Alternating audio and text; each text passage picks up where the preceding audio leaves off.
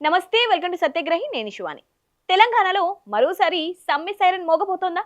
లక్షలాది మంది ప్రయాణికులను గమ్యస్థానాలకు చేర్చే తెలంగాణ రాష్ట్ర రోడ్డు రవాణా సంస్థ అంటే టీజీఎస్ఆర్టీసీలో మళ్ళీ అలజడి మొదలైందా? గతంలో వేతనాలు, ఉద్యోగ భద్రత కోసం పోరాడిన ఆర్టీసీ కార్మికులు ఇప్పుడు ఒకే ఒక్క ప్రధాన డిమాండ్తో నిరసన జ్వాలాలు రగిలించేందుకు సిద్ధమవుతున్నారా? అవుననే అంటున్నాయి ఆర్టీసీ కార్మిక సంఘాల నాయకులు. ప్రభుత్వ నిర్ణయంతో తీవ్ర అసంతృప్తితో ఉన్న కార్మికులు రహస్యంగా సమావేశాలు ఏర్పాటు చేసుకుంటూ ఉమ్మడి కార్యాచరణకు సిద్ధమవుతున్నట్లు తెలుస్తోంది. అసలు ఆర్టీసీలో ఏం జరుగుతోంది? ప్రభుత్వం పెట్టిన ఆ మెలిక ఏంటి? కార్మికులు ఎందుకు ప్రభుత్వంపై కోపంగా ఉన్నారు? ఈ వీడియోలో పూర్తి వివరాలు తెలుసుకుందాం. స్కిప్ చేయకుండా చివరి వరకు వాచ్ చేయండి.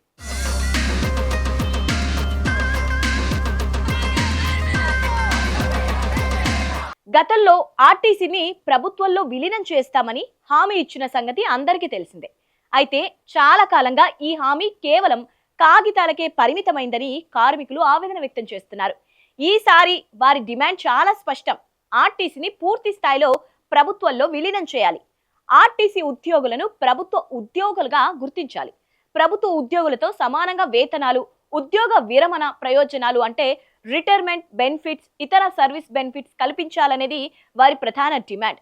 నిజానికి ఈ డిమాండ్ల సాధన కోసం గత ఏప్రిల్ నెలలోనే ఆర్టీసీ కార్మికులు సమ్మెకు వెళ్లారు. అప్పట్లో ప్రభుత్వం నుంచి స్పష్టమైన హామీ రావడంతో సమ్మె విరమించారు.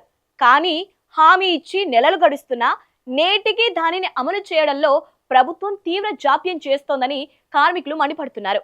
ఇక్కడే అసలు ట్విస్ట్ మొదలైంది. ఒకవైపు కార్మికులు అపాయింటెడ్ డే అంటే విలీనం అధికారికంగా అమల్లోకి వచ్చే తేదీ కోసం చాన్నాలుగా ఎదురు చూస్తుంటే, ప్రభుత్వం మాత్రం ఒక కొత్త మెలిక పెట్టింది. విలీన ప్రక్రియ జరగాలంటే ముందుగా ఉద్యోగుల ప్రతినిధుల భాగస్వామ్యం కావాలని, అందుకు గుర్తింపు సంఘాల ఎన్నికలు జరగడం అత్యవసరమని ప్రభుత్వం ప్రకటించింది. ప్రభుత్వం తీసుకున్న ఈ ఏకపక్ష నిర్ణయంతో కార్మిక సంఘాల్లో తీవ్ర అంతర్మథనం మొదలైంది.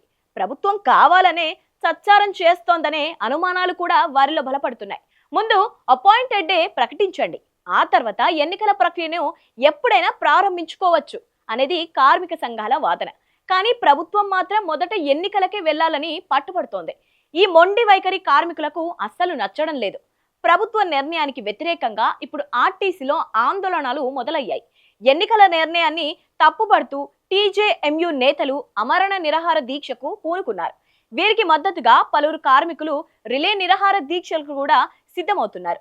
మరోవైపు వివిధ కార్మిక సంఘాలు తమ సభ్యులతో రహస్యంగా సమావేశాలు నిర్వహిస్తున్నట్లు సమాచారం అందుతోంది.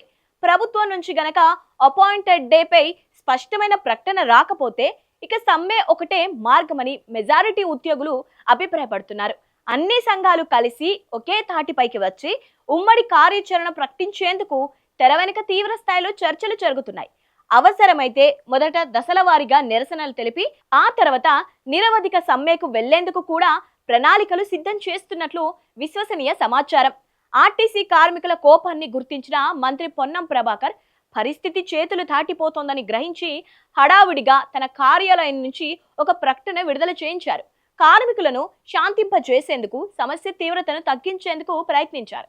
కానీ ఇప్పుడు అందరిలోనూ ఒకటే ప్రశ్న తలెత్తుతోంది. ప్రభుత్వం ముందస్తుగా కార్మిక సంఘాలను చర్చలకు పిలిచి సమస్యను సామరస్యంగా పరిష్కరిస్తోందా లేదా అన్నదే ఆ ప్రశ్న. ఒకవేళ ఆర్టీసీ కార్మికులు గనక సమ్మెకు వెళ్తే రాష్ట్ర వ్యాప్తంగా రవాణా వ్యవస్థ స్తంభించిపోయే ప్రమాదం ఉంది. సామాన్య ప్రజలు, విద్యార్థులు తీవ్ర ఇబ్బందులు పడే అవకాశం ఉంది.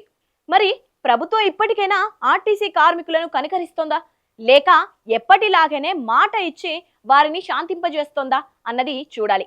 ఈ వీడియో నచ్చినట్లయితే లైక్ చేయండి, షేర్ చేయండి. ఇలాంటి పొలిటికల్ అప్డేట్స్ కోసం మా ఛానల్ ఇప్పుడే సబ్స్క్రైబ్ చేసుకోండి.